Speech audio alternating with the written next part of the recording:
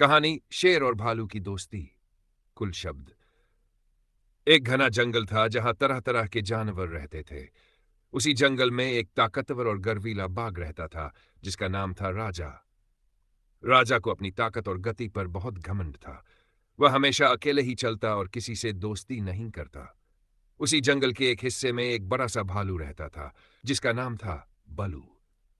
बलू शांत स्वभाव का था और जंगल में सभी जानवरों की मदद करता था। पर राजा बाघ को लगता था कि भालू आलसी और सुस्त है। एक दिन गर्मी के मौसम में जंगल में पानी की भारी किल्लत हो गई।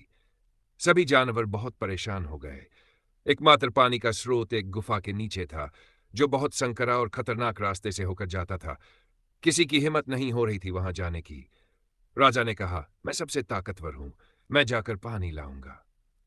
वह गर्जन करता हुआ उस गुफा की ओर बढ़ा। पर जैसे ही वह संकरी गुफा में पहुंचा वह फंस गया। उसका शरीर बहुत बड़ा था और वह अंदर घुस नहीं पाया। जब यह सुना कि राजा गुफा में फंस गया है तो वह बिना कुछ सोचे दौड़ पड़ा।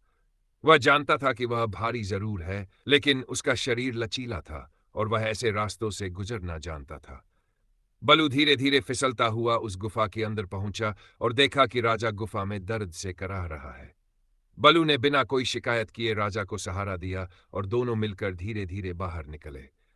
बलू ने राजा को पानी पिलाया और उसके जख्मों पर जड़ी बूटियां लगाई। राजा कुछ समय चुप रहा, फिर धीरे से बोला, बलू, मैं हमेशा तुम्हें सुस्त और बेकार समझता था, लेकिन आज तुमने मेरी जान बचाई है। मैं गलत था। बलू मुस्कुराया और बोला, राज जंगल में ताकत जरूरी है, लेकिन समझदारी और मदद का दिल उससे भी ज्यादा जरूरी है। उस दिन से राजा और बलू अच्छे